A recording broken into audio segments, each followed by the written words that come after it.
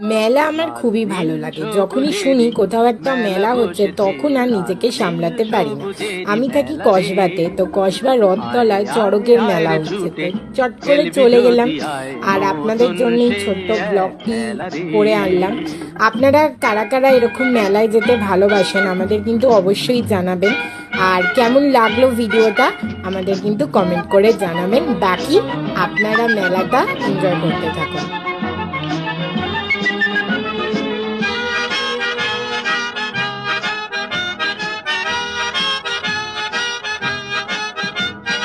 Balloon চড়ে চল চলে যাই রূপকথারই রাজ্যে, পায়রা ভুতুম হুতুম পেঁচা সঙ্গে যাবে আজকে। বেলুন চড়ে চল চলে যাই রূপকথারই রাজ্যে, পায়রা ভুতুম হুতুম পেঁচা সঙ্গে যাবে আজকে।